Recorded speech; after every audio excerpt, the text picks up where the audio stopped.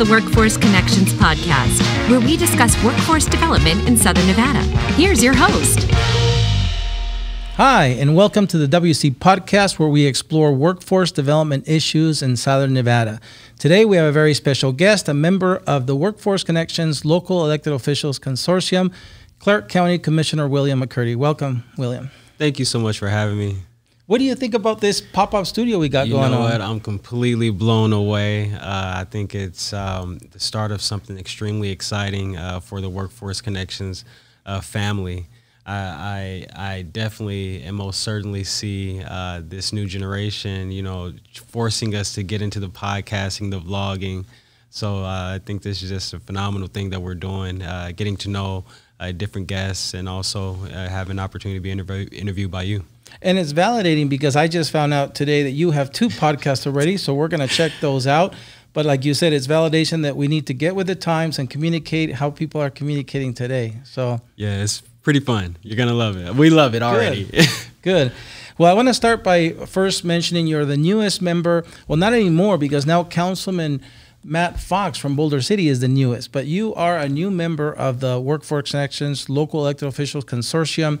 Your responsibility as local elected officials is to govern the agency, make sure that things are happening the way they're supposed to be happening. You get to hire and manage the executive director, and of course, most of all, set the tone for the services that we deliver for job seekers and small businesses. What has been your experience so far as a member of the LEO Consortium? Well, you know what? I just want to say that it's been an honor and a privilege being on the board thus far. Prior to being a county commissioner and having an opportunity and a privilege to serve on this board, I was in the state legislature where I served for 2 terms, and we heard a lot of different complex issues on very incredibly important committees. But to your point, this is new, but it's not new to governing. But one of the things that I've enjoyed really is, really witnessing, your leadership and the things that you've been doing to make sure that we as a board are on a path to success. So you essentially make it easier for us or a lot less burdensome to govern, with looking at, not only the operational aspect of it, but also how are we servicing the community and also the employers that choose our community. And from what I've been able to experience, we are operating in uncertain times, but because we have a framework that is built to last, we are really just thriving within this situation that we find ourselves in, which is really rebounding and rebuilding from this past pandemic. And our work is more important than ever again, because not only are we going to be supporting sometimes the unemployed person or the person who's looking to reskill and retool, but also we find ourselves in the middle dealing with the employers as well, identifying what it is that they need and how we as a Workforce Connections entity can solve some of those issues that they may find themselves trying to solve. Yeah, it's this, I always think about it as this supply-demand equation where, we have the businesses, the employers being the demand for workers. And of course, we are this pipeline that produces that product of work-ready job seekers. And Sure. So we're always trying to solve that.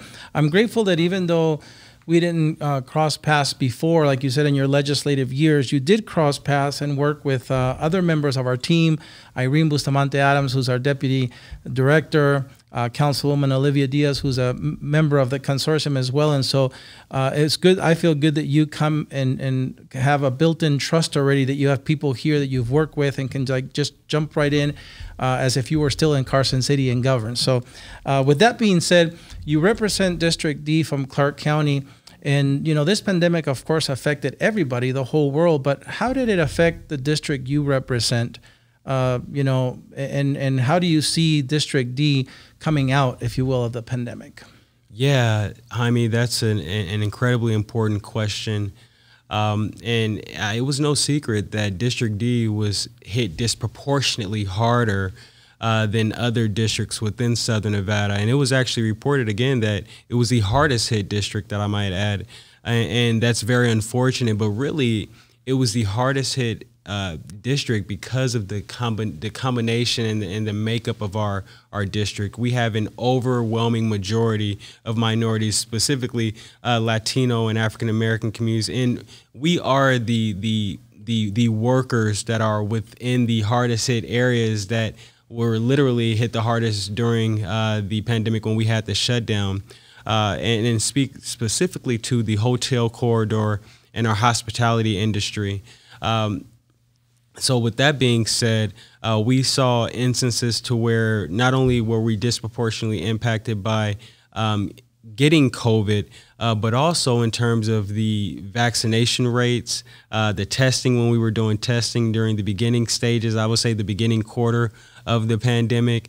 But now we find ourselves in a situation to where we are further meeting with community leaders, business owners, faith leaders, to really identify how do we speak to this hardest hit impacted community. And the Latino community and the African American community, they're not a monolith. They're not, there's not just one message that you have to have, because everyone's experiences have been different.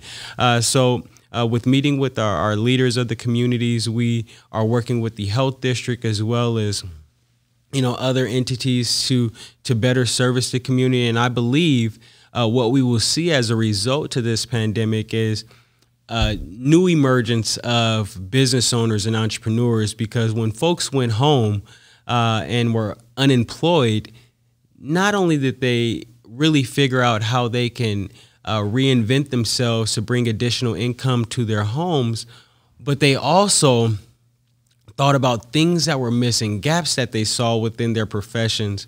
And I believe that you will see District D and its residents rebound stronger than ever. I think that we have become certainly a more resilient district. And I believe that we're going to see more and more economic output coming out of District D than any time in recent history. I love to hear that you have that optimism. I know, again, that you serve along with some of our other LEO members, Councilwoman Diaz, Councilman Black, on the Southern Nevada Regional Housing Authority and the Health District, because these services are all related to each other, and these services that people need. We have taken an approach at Workforce Connections, as you know, to try to bring the services closer to where people live and work. It used to be that you had to drive all the way here next door to come get the services, and sometimes from Mesquite or Laughlin, that's a long ride. And so we've been able to partner with local libraries to have no-cost facilities for us to provide these services. And when we don't pay rent and infrastructure, that means we can serve more job seekers and more small businesses.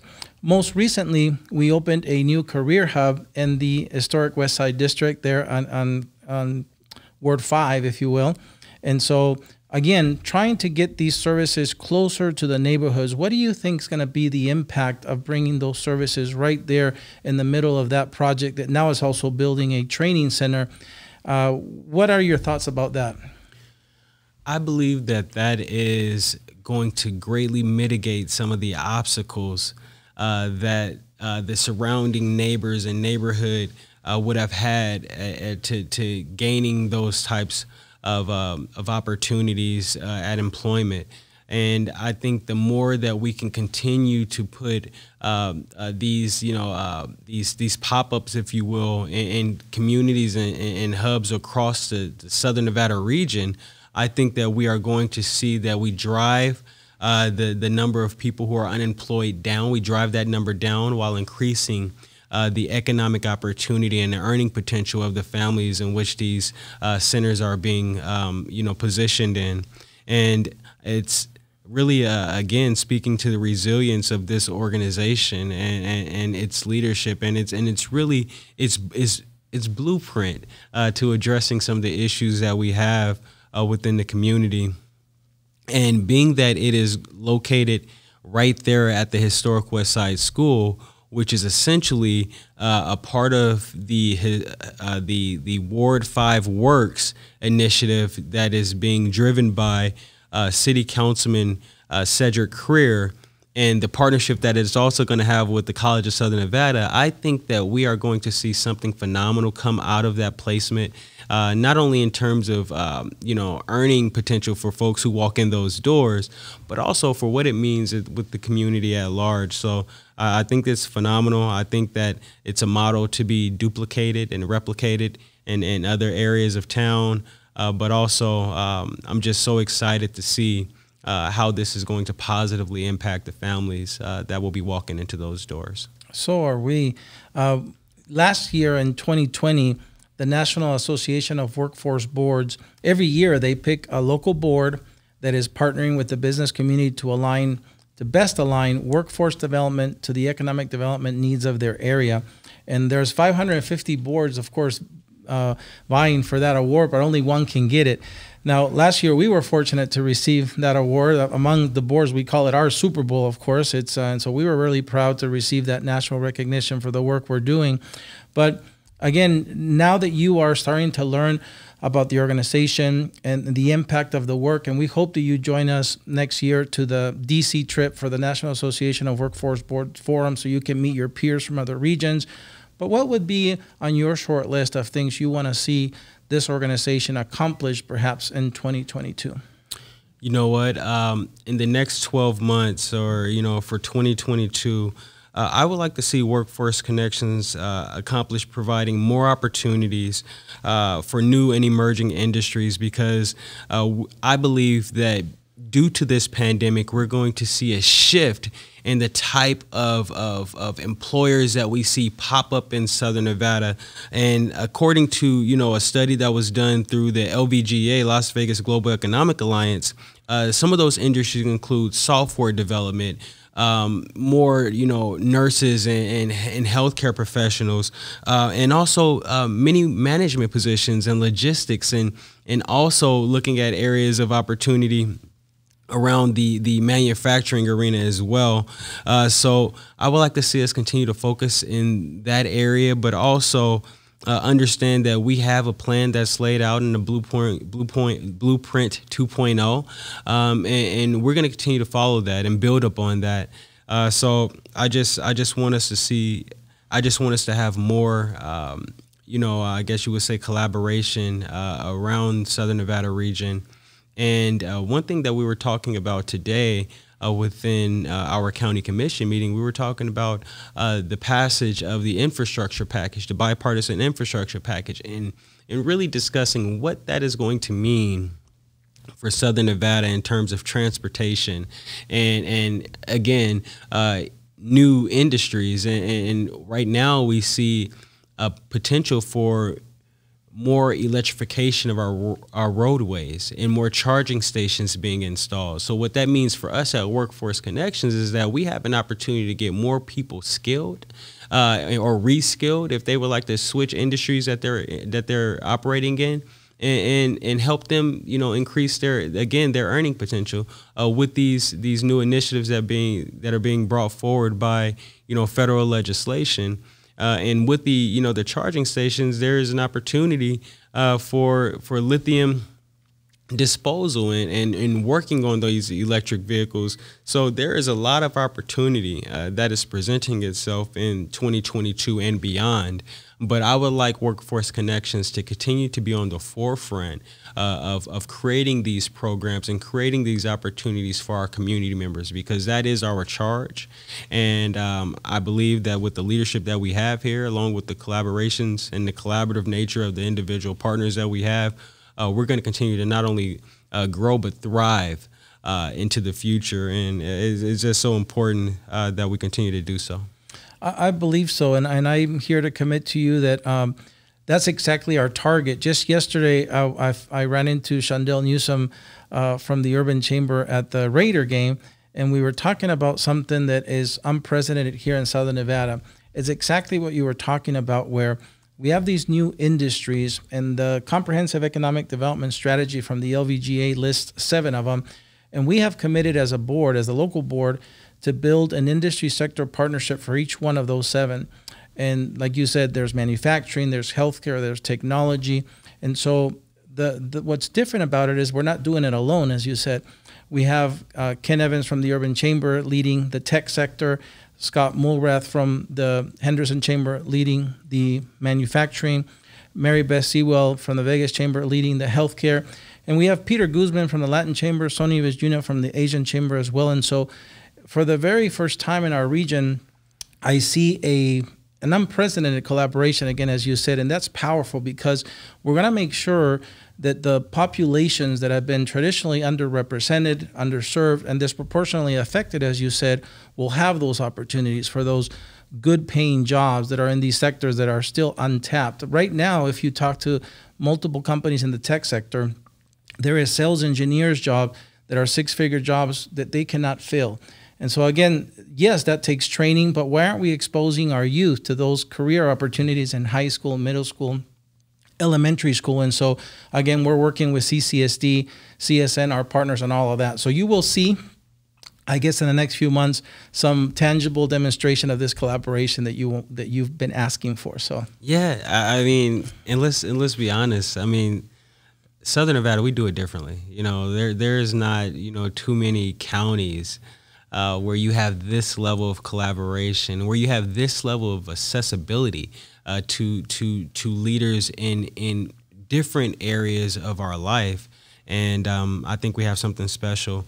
And one thing that I also see coming, and it's here, is the discussion of the metaverse. And I think that is going to present a host of other opportunities for not only our young people, but folks who are going into business in these emerging industries, where it essentially blends the digital space and the physical space, and they merge together. And I think that's also something that has been brought forward due to this pandemic, but something that has also been in the works for quite some time. So I'm looking forward to seeing how we are going to engage in that space as well, because it most certainly will change the way that you and I do business and change the way that our boards across the state will interact with one another. So I'm just so excited. I believe it's an important but yet exciting time. It's an exciting time to be in leadership. It's an exciting time to be leading an organization, creating policy, implementing policy, and so on. So I just couldn't be more, sincerely thankful for this moment that I am sharing with you, but also this moment that we have an ability to share with our community members. Yeah, and we're grateful here at Workforce Connections also that we identify and see your passion every time you come to a meeting. You really care about the work, and so we're grateful to have that. And we always want to be open to accountability and to different perspectives. As you said, there's not one message that fits all, so we have to hear the perspectives to really be able to effectively serve the diverse population we have. As we come to a close, I would like to give you an opportunity to, as I found out, maybe welcome our listeners to check you out at Spotify or other platforms. Tell us the name of the podcast. Yes. Coming into office, into office during a time to where we were still dealing with, in many ways being isolated into our homes, but also having to social distance and wear your mask and all these different parameters that were put in place to really keep the general public healthy and safe. We thought about mental health as we were taking office in January. And so what we did was we decided that we would start a podcast called Mental Health Mondays, and it is co-hosted with a young lady that is doing phenomenal work. Her name is Denisha Mingo, and what we do is we discuss various topics surrounding mental health, and we bring in industry experts and certified practitioners to help with creating a more healthy mental space. And you can find it on Spotify, on Apple Podcasts and so many other networks. It's called Mental Health Mondays with McCurdy and Mingo. And if you're not catching us, talking about mental health, you'll certainly find us talking to business owners and community members and folks who we really want to highlight. And you can find that conversation on Keeping Up with McCurdy on those same platforms as well. And I'm a big believer that we have to reach people where they are. So we have a podcast. You can find us on Facebook Live, and you can find us on YouTube. And I believe you got to have at least 9 to 12 points of communication when trying to reach folks. So you can find us, thank you for, shouting that out. I'm definitely going to check them out. And I want to thank you again for being on the podcast today. Yeah, thank you so much. Go Workforce Connections. All right. Well, that's it for this episode of the WC Podcast. We hope to see you at the next one. Until then, stay safe.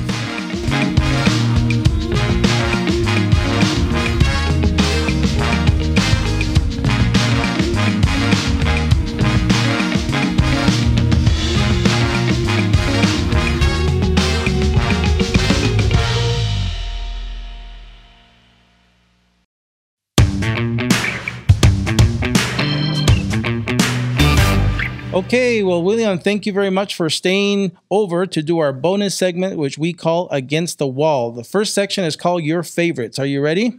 I'm ready. Tell us your favorite food. Ribeye. Your favorite movie. Man on Fire, Denzel Washington. Your favorite city to visit.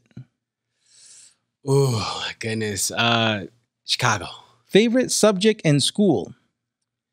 It was improv. Favorite song.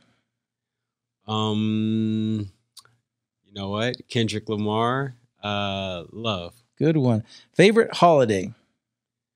Juneteenth.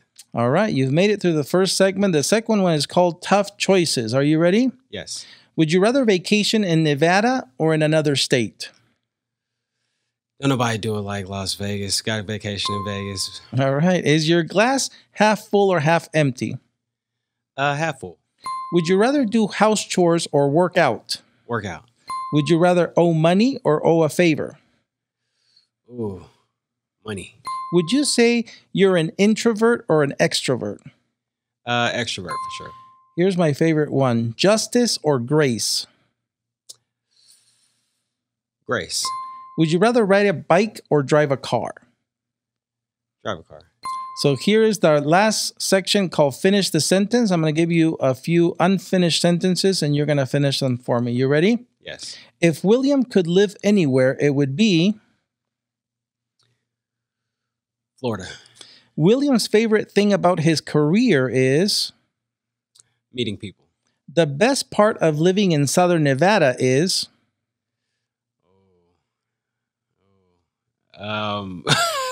It's a lot. The best part is, I guess, our outdoor recreation. Yeah, there's a lot now. Raiders, Vegas Golden Knights, all kinds of stuff. 3 words that describe William are... That's a great question. 3 words that describe me. Passionate, committed, and focus. Couldn't agree more.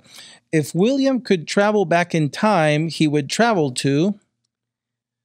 Well, my brother was still with me. Very cool. Doing the WC podcast today was... Absolutely amazing. Awesome. Well, William, thank you for staying over for the bonus segment.